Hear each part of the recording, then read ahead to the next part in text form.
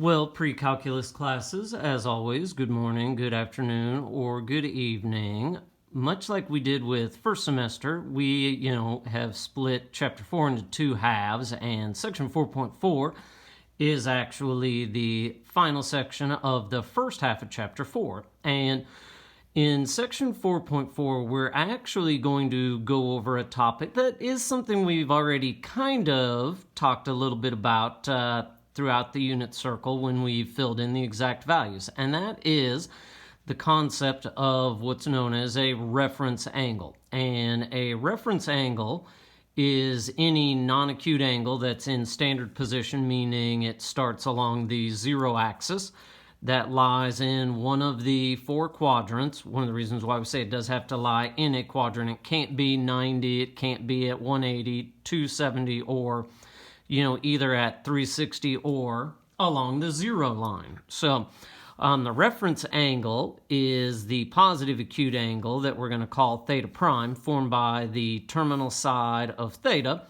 and the x-axis. And so basically that's saying the reference angle has to be in quadrant 1. And so essentially what this is saying is that every angle in quadrant 2, 3, or 4 can be a reflection of quadrant 1. So, if you think about 60 degrees, for instance, well, 120, 240, or 300, those are all reflections of 60 degrees. Or, we even talk about one of the radian values, pi over 6, 5 pi over 6, 7 pi over 6, or 11 pi over 6. Those are all reflections of pi over 6. So the pi over 6 or the 60 degrees, those are the reference angles, the acute angles in quadrant 1. So if they want us to find the reference angle, theta prime, where theta is 300 degrees, well, if it's an exact value from the unit circle, those are actually really easy to determine.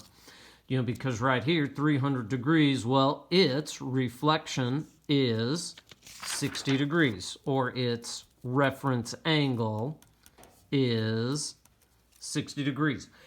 If you have an angle in quadrant 4 and you want to find its reference angle, the reference angle is going to be 2 pi minus theta, or 360 degrees minus theta. So there, obviously, 360 minus 300 is 60 degrees.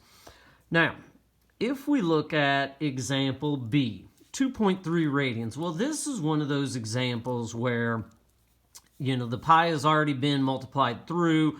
If we think about in terms of decimal values for radians, I know this was discussed in one of the earlier sections. Well, we start at 0, all the way around is 6.28 radians. Halfway around is pi, 3.14.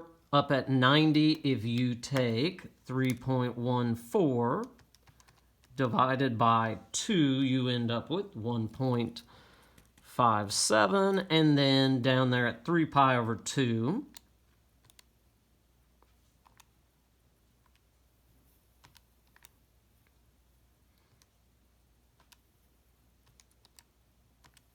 you end up with 4.71. So, again, these are all of our radian values, kind of key ones in decimals. So, 2.3 radians, well, that's somewhere between 1.57 and 3.14. It's roughly about halfway, so we'll even, put the 2.3 roughly there. Well, its reflection angle is over there in quadrant 1. Well, if you have an angle in quadrant 2, let's think about a nice, neat, exact value.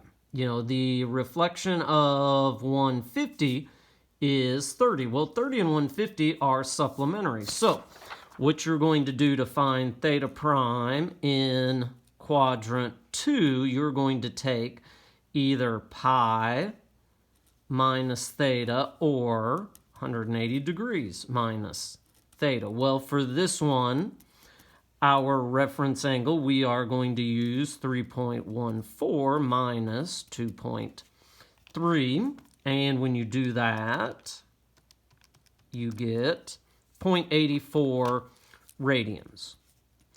And again, unlike the exact values on the unit circle, because we do not have pi included, do make sure you label your answer there. Now, the final one, so again, this is when you're dealing with quadrant 4. This is quadrant 2. Last, if we have an angle, negative 135 degrees. Well, again, that one is where, since it is a negative angle, we are going counterclockwise. Well, if you need to, going clockwise. So if you need to, think about the counterclockwise angle first. Well, positive 135 degrees puts us there.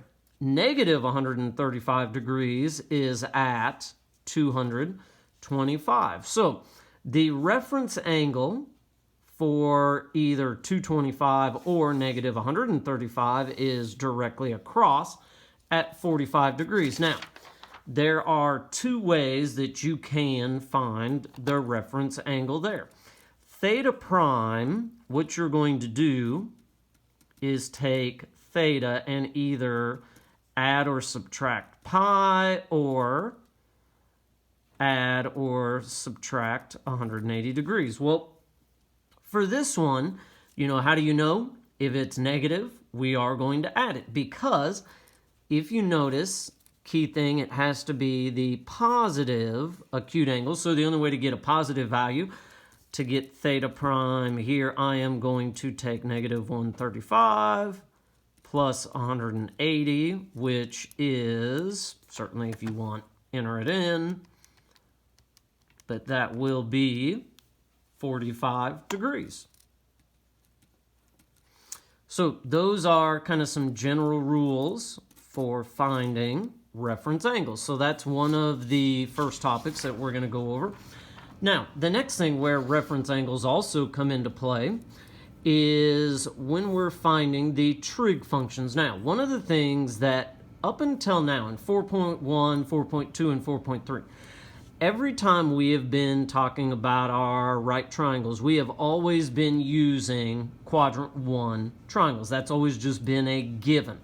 What you did in geometry was also a given or assumption. You were using right triangles within quadrant 1. Now what's going to happen is we may use a triangle that's positioned in quadrant 2, 3, or 4, and we'll talk a little bit about what happens there. So, for example, negative 410 is on the terminal side of an angle in standard position. Find the exact values of the 6 trig functions of the angle. Well, anytime they give us something with an ordered pair, I always like to set up a coordinate plane. Now, it doesn't have to be exact. If you think about negative 410, that's going to be somewhere in quadrant 2. And so what we can do, we can set up a sketch with a right triangle. And so, the two sides of our triangle are going to be along here. It's up 10. Now, I know it kind of sounds weird that we're going to say this. The adjacent side to theta, we're going to treat it as a negative, because in order to draw this triangle, I do have to go left 4. And so then to get the exact values of the 6 trig functions, well, we can start with the one that we know, tangent is opposite over adjacent, and move the negative up to the numerator. So that's negative 5/2 when you reduce. And then we can take its reciprocal to get cotangent. So that's going to be negative 2/5. So those are the two easy ones based on what we were given. To get the hypotenuse, that's going to be, negative 4 squared is 16. 10 squared is 100. When we take the square root, that's going to be the square root of 116. We do need to go ahead and simplify that using 4 and 29. So C, or the hypotenuse, is going to be 2 radical 29. And whenever you are finding the hypotenuse, because you are squaring both sides, doesn't matter what quadrant you're in, we're always going to use a positive value for the hypotenuse. So I'll go ahead and label that there if you want. So the remaining trig functions, we can start with sine. That is opposite over hypotenuse, so that's going to be 10 over 2 radical 29, which is 5 over radical 29. And so then what we'll go ahead and do, I started rationalizing early. And when you do that, that will give us 5 radical 29 over 29. And so there is sine. To get cosecant, again, the 10 over 2 radical 29, that's going to reduce to 5 over radical 29. So we can flip that, radical 29 over 5. And then the last two are cosine and secant. Well, for cosine,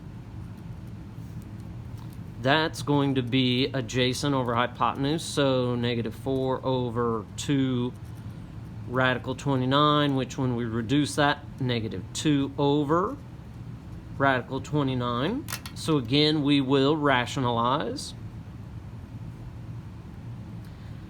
And the cosine is negative 2 radical 29 over 29. And then the final one, which one of the reasons I always write this out, when we take the reciprocal, secant's going to be radical 29 over 2, and again move the negative up to the top. So final one of these, if we have now cosecant of theta equals 4.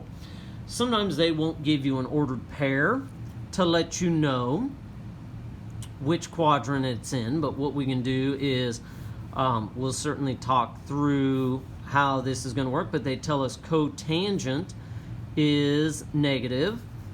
Find the remaining trig functions of theta. Well, here's the key. Cosecant's 4. So the first thing we can go ahead and say is, well, we know the reciprocal of 4, so the sine of theta is 1/4. Now, the reason that's important, here, sine is positive. Well, cotangent is cosine over sine. Well, if we know that sine is positive and we know that the cotangent overall is negative, that means cosine is going to be negative. So think about your unit circle if nothing else. I know we've talked before how on the unit circle the x values are cosine, the y values are sine. So what this means, we're looking for where x is negative, y is positive. Well, x is negative, y is positive in quadrant 2. So our triangle is going to end up being positioned kind of like the one we just drew. Again, it doesn't really matter how to scale your triangle is. Key thing here, we have theta. Always put theta along the x-axis. I don't know if I mentioned that up there on the prior example, but that's what you always want to do. And so sine is opposite over hypotenuse. So to get that missing side, you know, you can pick whether you want to make it a squared or b squared. So if we go ahead and say a squared plus 1 equals 16, so then a squared is 15. When you take the square root of that, the main thing you have to remember, because when we are solving a radical function, you do have both the positive and the negative value, because we are working in quadrant 2, that side is negative square root of 15. So we have cosecant given to us. That allowed us to find sine. Now what we can do is find the other 4. I'll go ahead and start with cosine, and that should just be a positive 15. I think I said negative radical 15, accidentally wrote negative under my radical. So for cosine, adjacent over hypotenuse, negative radical 15 over 4. Well, now when you flip this one for secant, again, move the negative up to the top, negative 4 over radical 15, and then we'll rationalize there. And it is negative 4 radical 15 over 15. Final 2 are tangent and cotangent. So there's our cosine, we've got sine, there's secant, tangent, opposite, 1 over adjacent. And so then, here's where if you leave that in the denominator as the negative initially, when you rationalize, just use the entire negative when you rationalize. And so then that becomes negative radical 15 over positive 15. So there is tangent.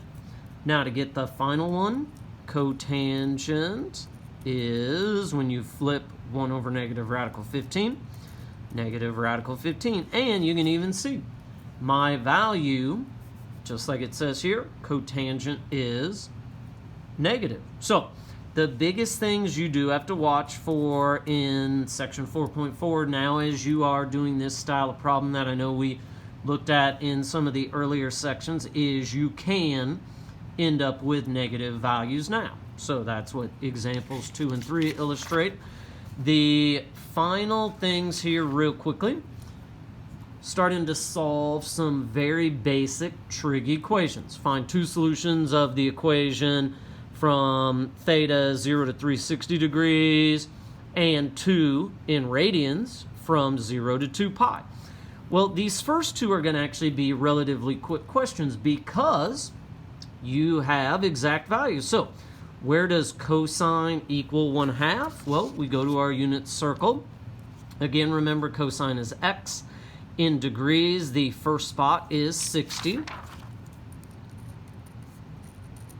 The second spot, where x is positive 1/2, is down there in quadrant 4 at 300 degrees. So there are our first 2 answers in degrees. Then it does also ask you for radians. Well, to get the 2 radian values, 60 degrees is pi over 3. And to get the other one in radians, it is 5 pi over 3.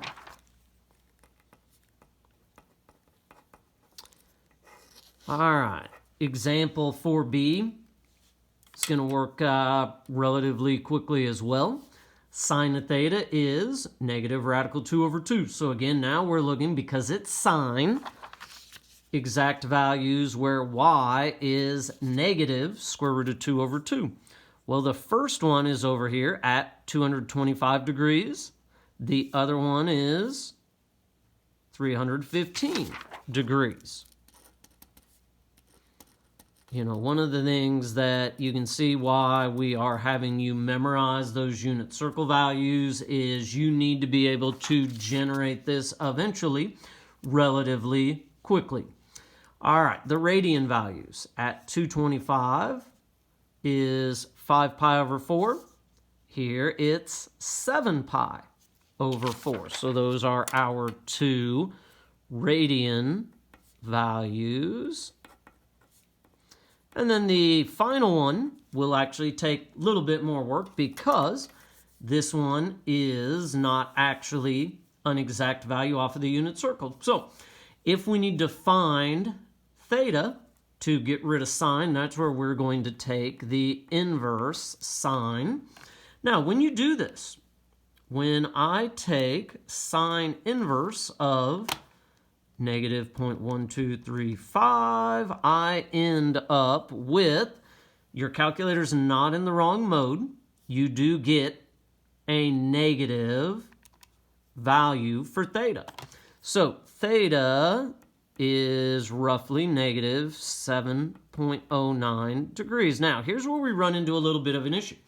If you look back up here at the beginning, it does say theta needs to be between 0 and 360 degrees. Now, the way that we are going to come up with the values we need, first for our degrees, think all the way back to 4.1, one of the first things we talked about. 7 degrees is, or negative 7 degrees is about right here. Well, we need the coterminal angle to it. So what we're going to do is we're going to add 360 degrees. And when we do that, you get 352.91 degrees.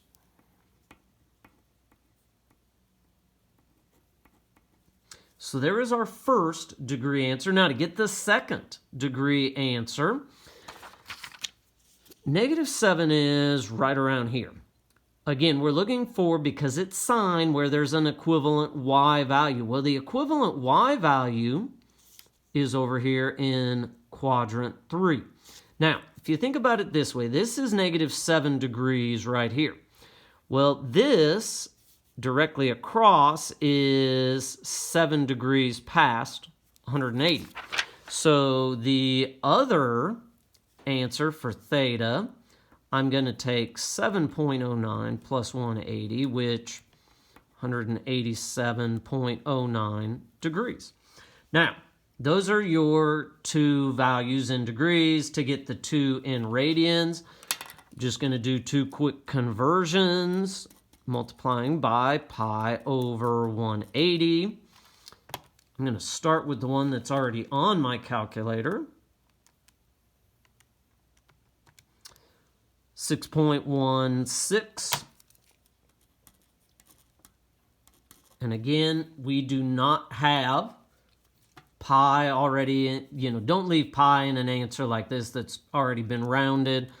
So I do need to say 6.16 radians, and then 187.09 times pi over 180 is 3.27 radians. Now, think about what we did on the very front page. 352 degrees, that's right around here. All the way around is 6.28 radians. 6.16 is pretty close to that. 187 degrees is just past 180.